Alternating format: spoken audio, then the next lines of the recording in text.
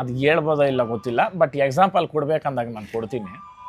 ಒಂದು ಮೇರು ನಟ, ಆತನಿಗೆ ಫ್ಯಾನ್ಸ್ ಇಲ್ದಿರೇ ಇರೋರೇ ಇಲ್ಲ, ಆತನಿಗೆ ಪೂಜೆ ಮಾಡ್ದಿರೇ ಇರೋರೇ ಇಲ್ಲ. ಅರ್ಥ ಮಾಡ್ರಿ, ಭಗವಂತನೋ ಅವನ ಇಲ್ಲ ಅನ್ನೋ ಮಾತಕ್ಕೆ ನಾನು ಹೇಳೋದು.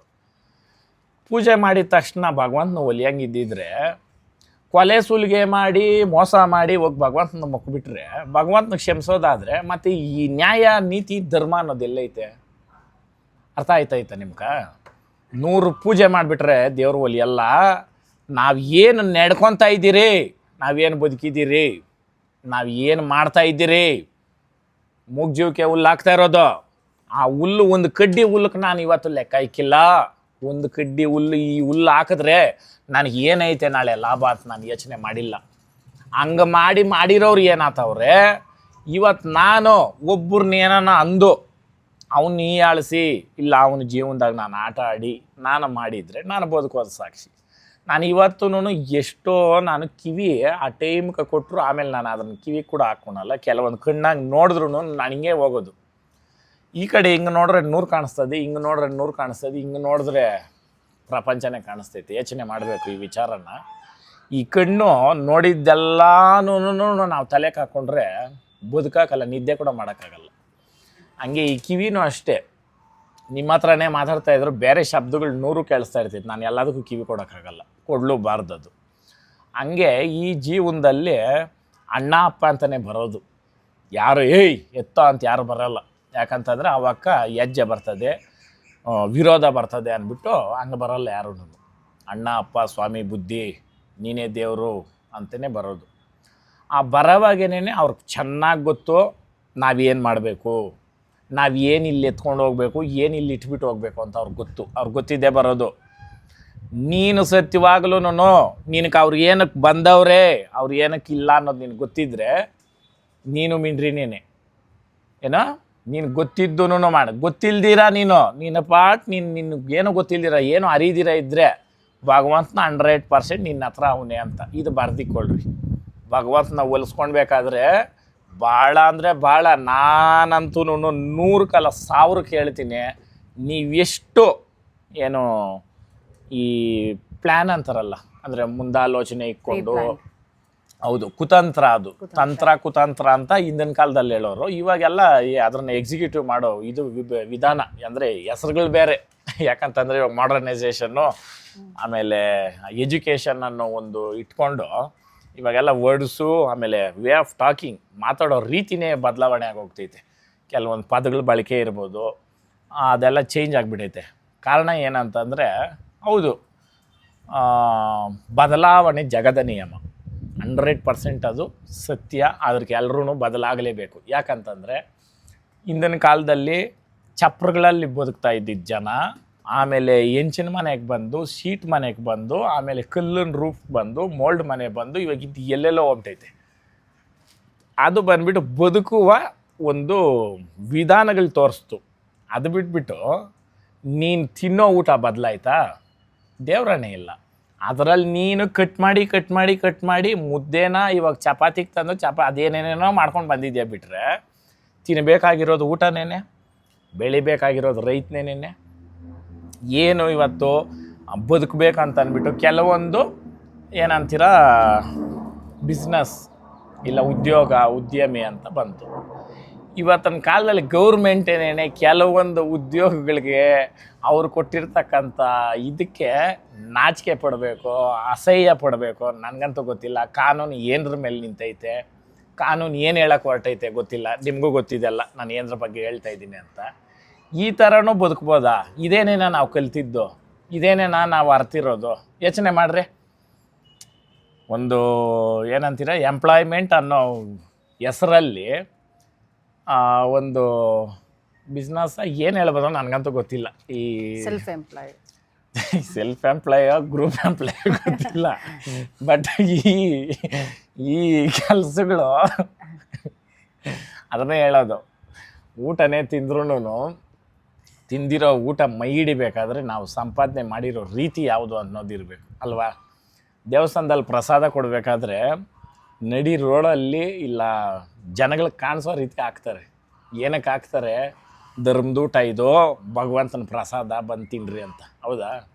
ಎಷ್ಟೋ ಜನ, ಈವನ್ ನಾನು ಕೂಡ ಹೋಗಿ ತಿಂತೀನಿ, ಏನಂತಾರೆ ನಾವು ಮಾಡಿರೋ ಪಾಪಕರ್ಮನ ಹೋಗಲಿ, ಈ ಅನ್ನದ ಋಣ ನಮ್ಮ ಮೇಲೆ ಇರಲಿ ಅಂತ. ನಿಜಾನಾ? ಯಾರನ್ನ 10 ಜನ ಅನ್ನ ಹಾಕ್ತವ್ರು ಅಂತಂದರೆ ಕೈ ಜೋಡಿಸ್ತೀನಿ ನಾನು. ಎಲ್ಲೋ ಒಂದೊತ್ತು ಊಟಕ್ಕನ ನನಗೆ ಸಹಾಯ ಆಗಲಿ ಭಗವಂತನು ಅಂತ. ಯಾಕಂತಂದರೆ ಎಲ್ಲ ಇರೋರೇ ಬಂದರು, ಇಲ್ದಿರೇ ಇರೋರೇ ಬಂದರು, ಅವ್ರ ಆತ್ಮದಲ್ಲಿ ಒಂದೇ ಬರೋದು, ಅಲ್ಲಿ ಭಯ ಬಿದ್ದು ತಿಂತಾರೆ. ಚಿತ್ರಾನ್ನನೇ ಹಾಕಲಿ, ಮೊಸರನ್ನನೇ ಹಾಕಲಿ, ರಸನ್ನ ಹಾಕಲಿ, ಅದಕ್ಕೊಂದು ಬೆಲೆ ಇರ್ತದೆ. ಅದೇ ಬೇರೆ ರೂಟಲ್ಲಿ ಕೆಲವೊಂದು ಸಂಪಾದನೆಗಳು ಮಾಡಿ ವೈಭವದಾಗ ಊಟ ತಿಂದರೂ ಹಾಕಿದ್ರು ಎಲ್ಲ ಅವನಿಗೆ ಚುಚ್ಚುತ್ತಾ ಇರ್ತೈತೆ. ಅದ್ರ ಸಂಪಾದನೆ ಏನು, ಅದ್ರ ಏನಂತೀರ, ಅದೇನೋ ಸ್ಯಾಟಿಸ್ಫ್ಯಾಕ್ಷನ್, ಆ ಊಟದ್ದು ಬೆಲೆ ಕೂಡ ಕಡಿಮೆ ಇರ್ತದೆ ಅಲ್ವಾ? ತೃಪ್ತಿ. ಹಂಗೆ ನಾನು ಎಷ್ಟೋ ಕಾರ್ಯಕ್ರಮಗಳು ಮಾಡಿ ನೋಡಿ ಅದಕ್ಕೆ ಕೆಲವೊಂದು ಇಂಪ್ಯಾಕ್ಟ್ಗಳು ಹೆಂಗೆ ಬಂತು ಅಂತಂದರೆ, ಇದು ಇವ್ನಿಗೆ ಬೇಕಾ, ಇವೆಲ್ಲ ಬೇಕಾಗಿತ್ತಾ, ಬರ್ತಾ ಇಲ್ಲ ಇದು ಮಾತಾಡ್ಬೇಕು. ಇವಾಗ ನೀವು ತಲೆ ಉಗುಡ್ಸಿದ್ರೆ ಕೇಳಿ ಮೇಡಮ್, ಇವಾಗ ಮೇಡಮ್ ಅವರು ಒಂದು ಮಾತು ಕೇಳಿದ್ರು, ಸರ್ ನಿಮ್ಮ ಬರ್ತ್ಡೇ ನಾವೆಲ್ಲ ಕಾಯ್ತಾ ಇದ್ದೀರಿ ಅಂತ. ಅಲ್ವಾ? ಇವಾಗ ಕಾಯ್ತಾ ಇರೋದ್ರಾಗ ನಾನು ಒಂದೇ ಹೇಳಿದ್ದು, ಇನ್ನೂ ಒಂದು ಹೇಳ್ತೀನಿ ಕೇಳ್ರಿ. ದೇಶಕ್ಕಾಗಿ ಪ್ರಾಣ ಕೊಟ್ಟವರು, ದೇಶಕ್ಕಾಗಿ ಹೋರಾಡಿದವರು, ತಮ್ಮ ಜೀವನೇ ತ್ಯಜಿಸಿದ್ರು ಅಲ್ವಾ? ಏನು ಮಾಡಿದ್ರಿ ನಾವು ಅವ್ರಿಗೆಲ್ಲ? ಒಂದು ಎಕ್ಸಾಂಪಲ್ ತಗೊಳ್ರಿ. ಆ ಕಾರಣಕ್ಕೆ ನಾನು ಎಷ್ಟೋ ಜನನ ಹೇಳೋದು ಕೇಳಿ ಹೌದು ನನಗೂ ಅನಿಸ್ತು, ಏನು ನಾವು ಹುಟ್ಟಿದ್ದೀರಿ, ಸಾಯೋದಂತೂ ಖಚಿತ, ಗ್ಯಾರಂಟಿ 100%, ಯಾವನೂ ಗೂಟ ಹೊಡ್ಕೊಂಡಿರಲ್ಲ ಅಲ್ವಾ? ಹೋಗಲೇಬೇಕು. ಹೋಗೋದು ಗೊತ್ತಿದ್ದು ಹೋಗ್ತೀರಿ ಅಂತ ಅಂದ್ಬಿಟ್ಟು ಏನಂದರೆ ಅದು ಮಾಡೋಕ್ಕಾಗ್ತದ? ಏನಂದರೆ ಅದು ಅದಕ್ಕೆ ಅರ್ಥನೇ ಇಲ್ಲ. ಆ ಪದಗಳಲ್ಲಂತೂ ಹೇಳಿದ್ರೆ ಬಾಯಿ ಹತ್ಸಲ್ಲಿ ತೊಳ್ಕೊಬೇಕಾಗ್ತದೆ. ಅದು ಗಂಜಲ್ದಾಗ ತೊಳೆದ್ರೂ ಹೋಗಲ್ಲ ಆ ಪದಗಳಂತೂ ನಾನು ಹೇಳಲ್ಲ. ಕೆಲವೊಂದು ನಾನು ಬುದ್ಧಿವಂತನೋ ದಡ್ಡನೋ ಭಗವಂತನಿಗೆ ಗೊತ್ತು. ಕೆಲವೊಂದು ನೋಡ್ದಿರ ಕೇಳ್ದಿರ ಇರೋಂಗೆ ಯಾಕೆ ಇರ್ತೀನಿ ಅಂತಂದರೆ, ನನ್ನನ್ನು ಒಂದು ಪೊಲೀಸಾಗಿ ಇಲ್ಲ ಒಂದು ಏನಂತೀರ ಚೆಕಿಂಗ್ ಈ ಡಿಪಾರ್ಟ್ಮೆಂಟಾಗಿ ನಾನು ಹುಟ್ಟಿರಲಿಲ್ಲ. ಇಲ್ಲ ಎಲ್ಲ ಕ್ಲೀನ್ ಮಾಡೋಕೆ ಬಾತ್ರೂಮ್ ತೊಳೆಯೋ ಕ್ಲೀನರು ಅಲ್ಲ ನಾನು ಅಲ್ವಾ? ಯಾಕೆ ಮಾತು ಹೇಳ್ತೀನಿ ಅಂತಂದರೆ, ಒಂದು ಸತಿ ಹೇಳ್ಬೋದು, ಇಲ್ಲ ಒಂದು ಸತಿ ನಾವೂ ತಿಳ್ಕೊಬೋದು, ಓ ಬಿಡಪ್ಪ ಪ್ರಪಂಚ ಹಿಂಗೈತೆ ಹಿಂಗೆ ಅಂತ. ಅದೇ ಪ್ರಪಂಚ ಆಗೋದ್ಮೇಲೆ ಹೆಂಗೆ ಅಪ್ಪ ಅವಾಗ ಅಂದವಾಗ ಹೆಂಗಪ್ಪ ಅಂತಂದರೆ, ಬಡವ ನೀನು ಮಡಗ್ದಂಗಿರು ಅಂತ ಇರ್ಬೇಕು ನಾವು. ಅರ್ಥ ಮಾಡ್ರಿ? ಆ ಕಾರಣಕ್ಕೆ ಒಂದು ಸಡಗರ ಸಂಭ್ರಮನ 2 ರೀತಿ ತಗೊಬೋದು ನಾವು. ಒಂದರಲ್ಲಿ ಬಿಡಪ್ಪ ಎಷ್ಟು ಚೆನ್ನಾಗಿ ಮಾಡವ್ರೆ, ಈ 4 ಜನಕ್ಕೆ ಊಟ ಆಗೋ ಕಾರ್ಯ ಅಂತ ಕೂಡ ತಿಳ್ಕೊಬೋದು. ನೋಡಿ ಇವನ್ಕ ಯಾವುದೋ ದುಡ್ಡಿತ್ತು ಮಾಡ್ದ ಅಂತಲೂ ತಿಳ್ಕೊಬೋದು ಅಲ್ವಾ? ಇನ್ನೂ ಬೇಕಂತಂದರೆ ಇವೆಲ್ಲ ಬೇಕಾಗಿತ್ತೆ ಇವನ್ಕ ಅಂತ ಕೂಡ ತಿಳ್ಕೊಬೋದು. ಆ ಕಾರಣಕ್ಕೆ ಇವತ್ತು ನಾನು ಈ ವಿಡಿಯೋ ಮುಖಾಂತರ ಹೇಳೋದೇನಂತಂದರೆ, ಎಷ್ಟು ಕೋಟಿಗಳಿಗಿದ್ರು ಸಾವು ತಪ್ಪಲ್ಲ ಅಂತ ಗೊತ್ತಿದ್ರು, ತಪ್ಪು ಮಾಡಿದ್ರೆ ಮುಂದಕ್ಕೆ ಐತೆ ಅಂತ ಗೊತ್ತಿದ್ರು, ಆಮೇಲೆ ನಾವು ಆಡ್ತಾ ಇರೋ ಮಾತು ಇದು ಎಷ್ಟು ಮಟ್ಟಕ್ಕೆ ನಾವು ಅದ್ರ ಮೇಲೆ ನಿಂತ್ಕೊತೀರಿ ಅಂತ ಗೊತ್ತಿದ್ರೂ ಮಾಡ್ಕೊಂಡು ಬರ್ತಾಯಿರೋ ಈ ಕಾಲದಲ್ಲಿ ನಾನು ಎಲ್ಲೋ ಒಂದು ಹತ್ರ ಮೂಕನಾಗೋದೆ. ಹೆಂಗೆ ಮೂಕನಾಗೋದೆ ಅಂತಂದರೆ, ಮಾತಕ್ಕೆ ಯಾವತ್ತೂ ಅದಕ್ಕೆ ಉತ್ತರ ಮತ್ತು ಅರ್ಥ ಸಿಗಲ್ವೋ ಅಲ್ಲಿ ಮಾತಾಡಿ ಪ್ರಯೋಜನ ಇಲ್ಲ ಅಲ್ವಾ? ಸುಮ್ಮನೆ 100 ಜನ ಹೋಗ್ತಾ ಇರ್ತಾರೆ. 100 ಜನ ಹೋಗ್ತಾ ಇರಬೇಕಾದ್ರೆ ಒಂದು ಹಳ್ಳ ಸಿಗ್ತೈತೆ, ಒಂದು ಕಲ್ಲು ಸಿಗ್ತೈತೆ, ಇನ್ನೊಂದು ಹತ್ರ ಏನೋ ಅದು ಇದು ಹಳ್ಳಗಳು ಸಿಗ್ತೈತೆ. ಅದನ್ನು ಒಬ್ಬೊಬ್ಬರು ಒಂದೊಂದು ರೀತಿಯಲ್ಲಿ ತಪ್ಪಿಸ್ಕೊಂಡು ಮುಂದಕ್ಕೆ ಹೋಗ್ತಾರೆ. ಇನ್ನು ಕೆಲವರು ಅಲ್ಲೇ ಕೂತ್ಬಿಡ್ತಾರೆ, ಇನ್ನು ಕೆಲವರು ರಿಟರ್ನ್ ಹೋಗ್ತಾರೆ. ಹಂಗೆ ಈ ಜೀವನದಲ್ಲಿ 4 ಕಲ್ತಿದ್ದು ಏನಂತಂದರೆ, ಹಳ್ಳ ಐತೆ ಅಂದ್ಬಿಟ್ಟು ಹಳ್ಳದಲ್ಲಿ ಹೋಗಿ ಒದ್ಲಾಡಿ ಮುಂದಕ್ಕೆ ಹೋಗು ಅಂತ ಹೇಳಿರಿಲ್ಲ. ಕರೆಕ್ಟಾ? ಹಳ್ಳನ ಪಕ್ಕ ಮಾಡ್ಕೊಂಡು ಹೋಗೋದು ಗೊತ್ತು, ಹಳ್ಳನ ಜಂಪ್ ಮಾಡ್ಕೊಂಡು ಹೋಗೋದು ಗೊತ್ತು, ಇಲ್ಲ ಹಳ್ಳದಲ್ಲಿ ಕೂತ್ಕೊಂಡು ಚೆನ್ನಾಗಿ ಅದ್ರ ನಕ್ಕಿ ನೀರು ನಾಡಿ ಮುಂದಕ್ಕೆ ಹೋಗೋದು ಗೊತ್ತು. ಇಲ್ಲಿ ಯಾಕೆ ಅದನ್ನೇ ಮಾಡಿಕೊಂಡು ಮುಂದಕ್ಕೆ ಹೋಗ್ತಾವ್ರೆ ಅನ್ನೋದು ಗೊತ್ತಿಲ್ಲ ನನಗೆ. ನಾನು ಪಕ್ಕ ಮಾಡಿಕೊಂಡು ಹೋಗೋಕೆ ಅಲ್ಲಿ ಜಾಗ ಇಲ್ಲ ಅಂದಾಗ ಜಂಪ್ ಮಾಡಿಕೊಂಡೇ ಹೋಗಬೇಕು. ಹಂಗಂತಂದಾಗ ನಾನು ಅದನ್ನು ಕ್ರಾಸ್ ಮಾಡ್ಕೊಂಡು ಬಂದಿದ್ದೀನಿ, ಅದ್ರದ್ದು ತಪ್ಪಲ್ವಾ? ಯೋಚನೆ ಮಾಡಿರಿ ನಿಧಾನವಾಗಿ. ತುಂಬ ಅರ್ಥ ಐತೆ, ತುಂಬ ಉತ್ತರನೂ ಸಿಗ್ತೈತೆ. ಆ ಕಾರಣಕ್ಕೆ ಜೀವನ ಭಾಳ ಹತ್ತಿರದಿಂದ ಭಾಳ ನೀಟಾಗಿ ಅರ್ಥ ಮಾಡಿಕೊಂಡು ಮಾಡಿದೆ ಈ ಕಥೆನಲ್ಲಿ. ಎಲ್ಲರ ಜೀವನದಲ್ಲೂ ನಡೆದಿರುತ್ತೆ ಅಂತ ಹೇಳ್ಕೊಂಡು ಮತ್ತೆ ಅದನ್ನೇ ಮಾಡಿಕೊಂಡು ಮುಂದಕ್ಕೆ ಜನಗಳಿಗಾಗಲಿ ಮುಂದಿನ ಪೀಳಿಗೆಗೆ ಏನು ಕೊಡ್ತಾರೋ ಗೊತ್ತಿಲ್ಲ. ಆಮೇಲೆ ಇವಾಗ ಅಡ್ವಾನ್ಸ್ ಇವಾಗ ಹುಟ್ಟಿರೋ ಮಕ್ಳಿಗಂತೂ ಅಪ್ಪ ಕೈ ಎತ್ತು ಮುಗಿಬೇಕು. ಅವ್ರ ನಾಲೆಡ್ಜ್ಗೆ ಅವರು ಲೈಫ್ ಸ್ಟೈಲ್ನ ನಾನಂತೂ ಸರಿ ಸಾಟಿ ಅದನ್ನು ಊಹೆ ಕೂಡ ಮಾಡ್ಕೊಂಡ್ರು ಭಯ ಆಗ್ತೈತೆ ನನಗೆ. ಮುಂದಕ್ಕೆ ಹೆಂಗೋ ಏನೋ ಗೊತ್ತಿಲ್ಲ. ಬಟ್ ಇರಲಿ, ನಾವು ಇರೋಷ್ಟು ದಿನ ನಮ್ಗೆ ಹೆಂಗೆ ಬೇಕೋ ಹಂಗೆ ಬದುಕಬೇಕು ಅಂದ್ಬಿಟ್ಟೆ ನಾನಿಲ್ಲಿ ದನ ಕರ ಇದೆಲ್ಲ ಇಟ್ಕೊಂಡಿರೋದು. ಇಲ್ಲಿ ದನ ಕರ ನೋಡೋಕೆ ಬರೋರು ದನ ಕರನೇ ನೋಡೋಕೆ ಬರ್ತಾವ್ರ? ಪ್ರಶ್ನೆ ಇಲ್ಲ. ದನ ಕರ ಸೇವೆನೇ ಮಾಡಬೇಕಾ? ಏನು ಮಾಡ್ತಾವ್ರೆ? ಭಗವಂತನ ಹತ್ರ ಉತ್ತರ. ಆ ಕಾರಣಕ್ಕೆ ಮುಂದೆ ನಾನು ಭಾಳ ದಿನದಿಂದ ಒಂದು ಅಂದ್ಕೊಂಡಿದ್ದೆ, ಇಲ್ಲಿ ನಮ್ಮ ದನ ಕಟ್ಟೋ ಕೊಟ್ಟಿಗೆ ಹತ್ರ ಎಲ್ರಿಗೂ ನಾನು ಹೇಳ್ತಾನೆ ಇರ್ತೀನಿ ಅದರದ್ದು ಒಂದು ಕಾರ್ಯರೂಪದಲ್ಲಿ ನಾನು ಒಂದು ಮಾಡಿ ತೋರಿಸ್ಬೇಕು ಅಂತ. ಅದು ಅತಿ ಶೀಘ್ರದಲ್ಲೇನೇ ನಿಮಗೆ ಗೊತ್ತಾಗುತ್ತೆ. ಹೊರ್ತುರಿಸೋದಷ್ಟು ಬೇರೆ ಬಾಯಿ ಮಾತಲ್ಲಿ ಹೇಳ್ತಾನೆ, ಇಲ್ಲ ನಿಜವಾಗಲೂ ಕಾರ್ಯರೂಪದಲ್ಲಿ ಮಾಡಿ ಅದು ಇಲ್ಲಿ ಬಂದಿದ ತಕ್ಷಣ ಅವ್ನಿಗೆ ಎದೆಗೆ ಚುಚ್ಚಬೇಕು. ಯಾರಾದರೂ ಏನಾದರೂ ಕುತಾಂತರ ಇಟ್ಕೊಂಡು ಬಂದರೆ ಇಲ್ಲಿ ಬಂದಿದ ತಕ್ಷಣ ಅವ್ನು ಚುಚ್ಚುತ್ತೆ 100%. ಅದು ನನಗೆ ಗೊತ್ತು.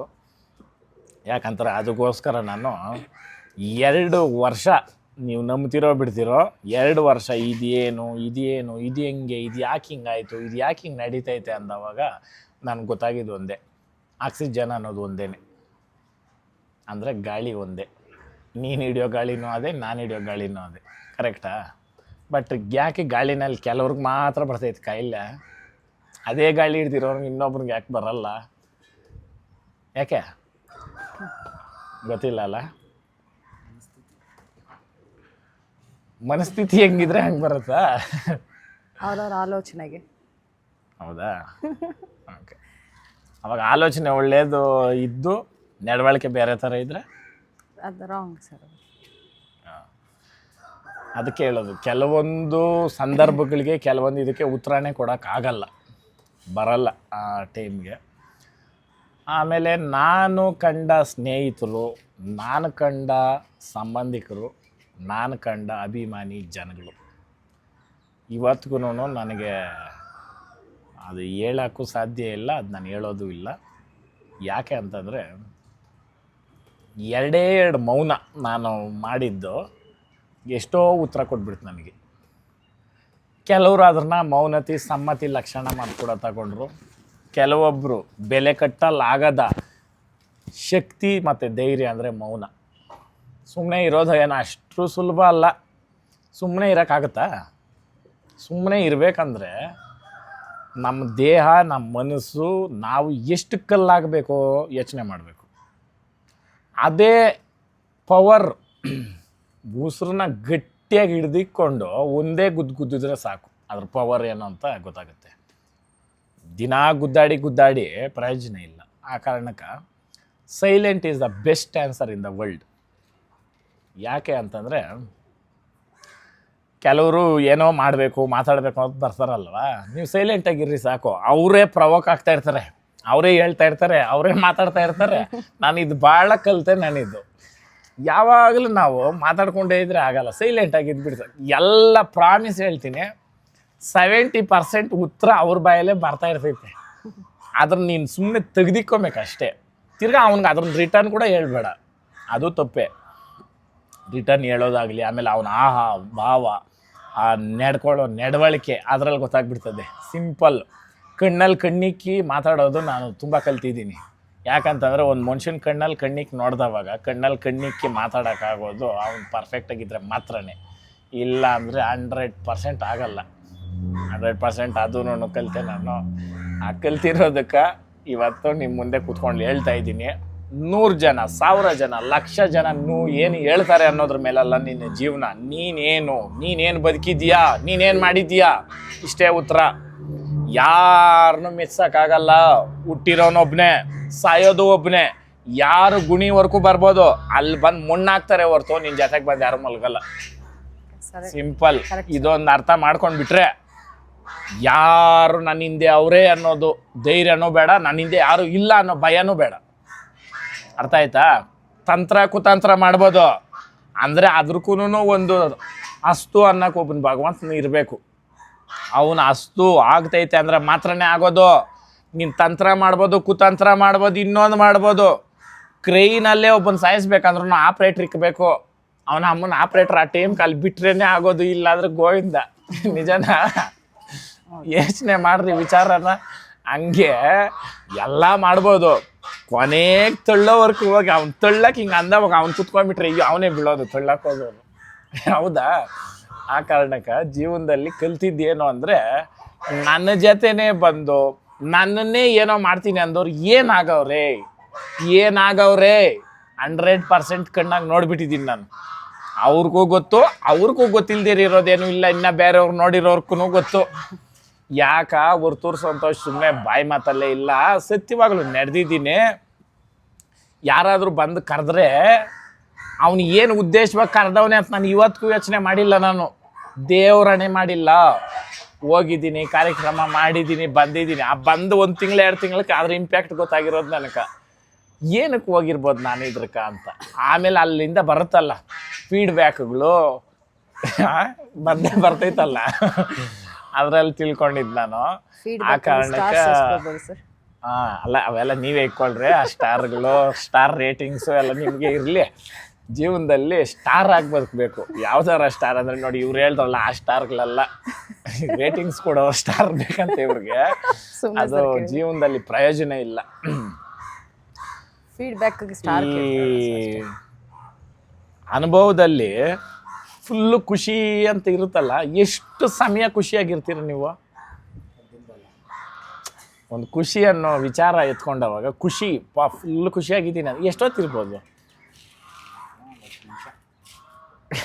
ಆ ಖುಷಿ ಅಲ್ಲಪ್ಪ.